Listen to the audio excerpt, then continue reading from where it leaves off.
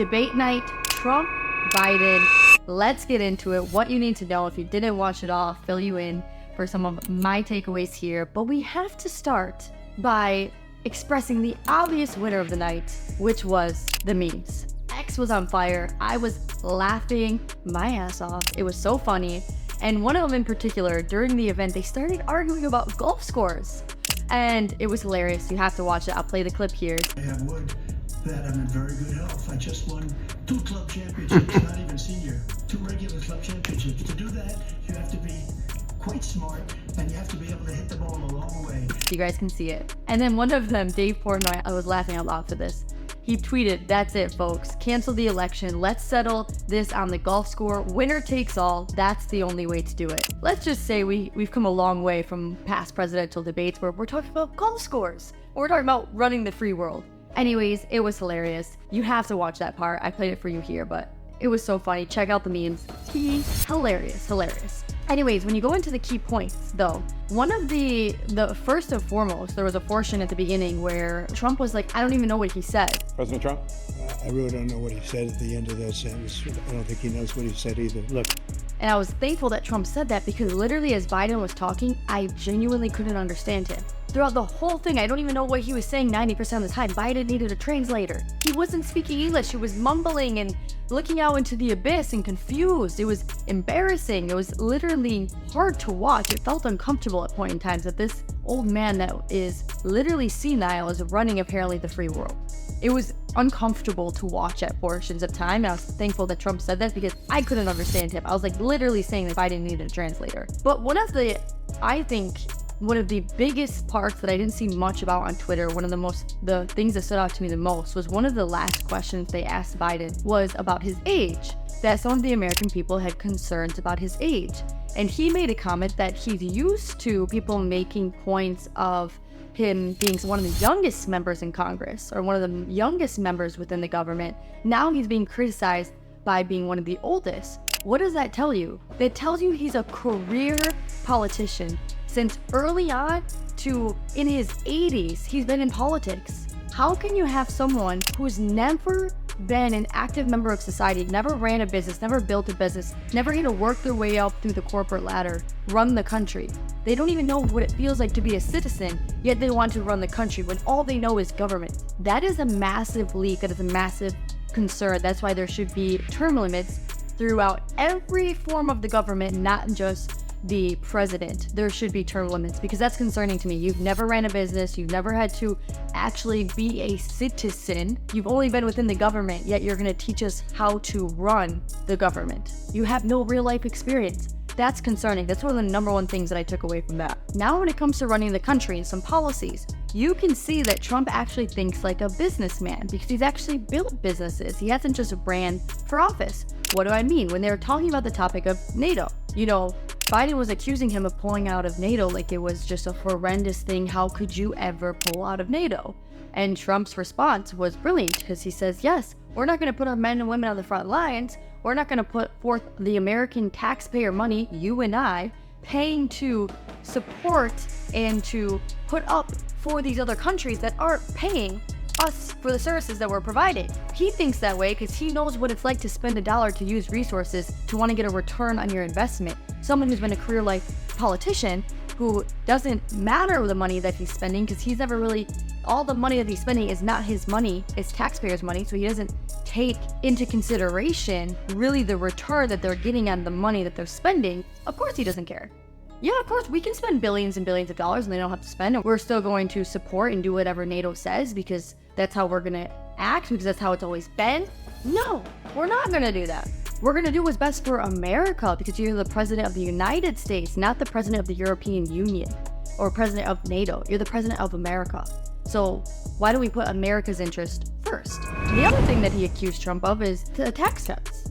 And when it comes to the tax cuts, again, from a business owner's perspective, and when you're cutting taxes for everyone, that helps the economy. When you cut taxes for the rich, who do you think employs the most jobs? Who do you think spends the most in the economy? The wealthy. So when you're cutting taxes for payroll taxes, corporate taxes, where do you think that money's going? It's going back to reinvest into their businesses to build their businesses, which affects everyone because it allows for more opportunities and more jobs. So when you cut taxes, and mind you, the top 20% pays the vast majority of the taxes in the US, and the bottom 50% pays very little taxes in the US. But of course, if you cut taxes for the rich, the middle class, the lower class, the wealthy, when you cut their taxes, they reinvest that back into the economy, which is beneficial for everyone. Which is why when you cut taxes, you see an increase in economic growth because that money is invested back into the economy. Because who creates the jobs and opportunities?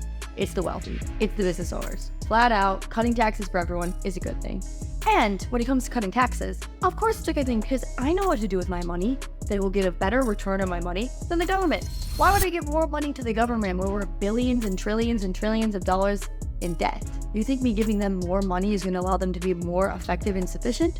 Or do you feel like they're going to waste it like they always have because their track record shows they don't know what to do with that money? So why would I think the solution to anything is giving them more of my money? Cut the taxes 100% in all brackets. Rich, middle, longer, cut the taxes 100%. Lastly, when they were talking about firing people, I thought that was an interesting topic again, looking at the eyes of the business owner. Why? Because if people are incompetent or inefficient, it's okay to fire people. And if you're not firing people, it means that you aren't keeping those competent or effective people. It's impossible to never fire anyone. If you never fire anyone, you're probably doing a bad job as a leader. Because there's no way that everyone in the government is doing a good job and no one deserves to be fired. I find that hard to believe, especially working with business owners, effective consulting, entrepreneurs all the time, working within an organization. People are fired. It just makes sense. So while we were watching this, and I was watching it live with Patrick, he was mentioning that, I was like, that's a really good point, because I honestly think majority of the government should be fired. We don't even need everyone in government. They're ineffective, they're inefficient. We have a huge deficit, there's chaos in the street. Some people need to be fired, and we need to minimize the government. So I'm all on board with firing individuals. And in conclusion, in debate, what I found to be a parallel is when I'm looking at President Trump and President Biden debating out there, it goes to show you that our leadership is a reflection, a direct reflection of the culture that we have today. The incompetence, that we have a president of the United States that can't even speak sentences that you can understand, that is incoherent, confused of what's going on, the cognitive dissonance of what's being implemented and what's happening in our company and not correlating the two is an exact reflection of our society today. We lack wisdom, we lack knowledge, and it's because look at our leadership. It reflects to our society.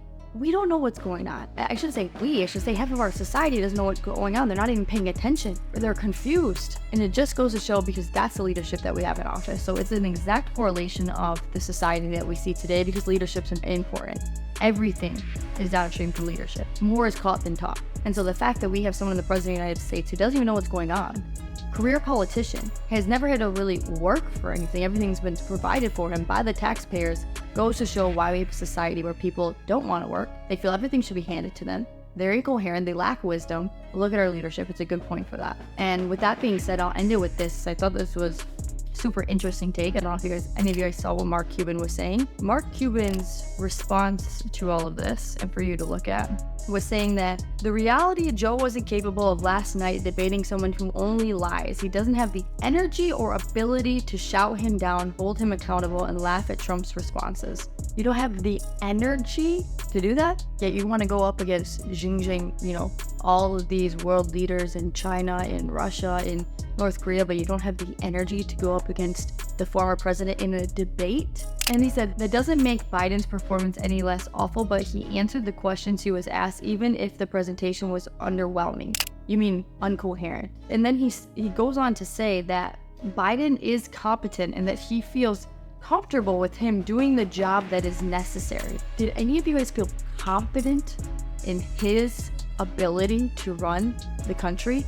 Even more so, Joe Scarborough of MSNBC said that was the best, the most intelligent performance that he's ever seen Biden do. That he was fully confident in what he had to do. I'm sitting there, I'm like, are we delusional? Are we watching the same thing? Because I felt uncomfortable.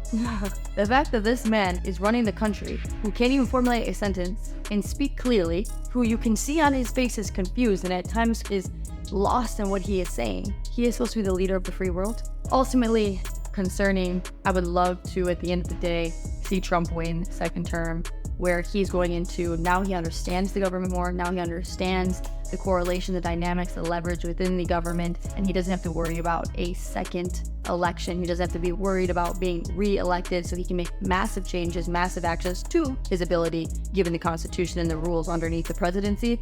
But overall, I think it was quite embarrassing for the United States of America. Unfortunately, I don't know what that was. I'm sure our enemies and adversaries and other world leaders were looking at it, some of them grinning, seeing the debacle that was on stage. But altogether, it's time for us, the citizens, to pay attention, to make a difference, build businesses, run for leadership, run for office, stand on our beliefs, and really put strong leadership in every area of our life, because our society is a direct correlation, a direct reflection of our leadership. So we need strong leaders in every aspect. That's why I'll be voting for Trump, and that's why I think, given the options, and I voted for Trump in 2016, but given the options, I believe it's a no-brainer no matter what side of the aisle that you are on. There's a track record to prove it. With that being said, that was the debate. At the end of the day, if you haven't watched the memes, you have to go do that. But ultimately, I think, put your hat on. Do we want a career politician,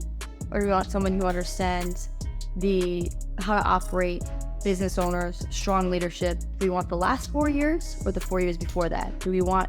Now you can pick and choose given the track record, and the choice is yours. So be present, be active, vote, and make sure you pay attention. I know we're all busy. I totally understand that, but make sure that you are paying attention. And if you didn't see it, Patrick did host a live on the PVD podcast. I was there live. I work with business owners from across the globe. We'd love to hear what you think. Comment below and vote this year for the presidential election. Thank you. Take care. Bye-bye.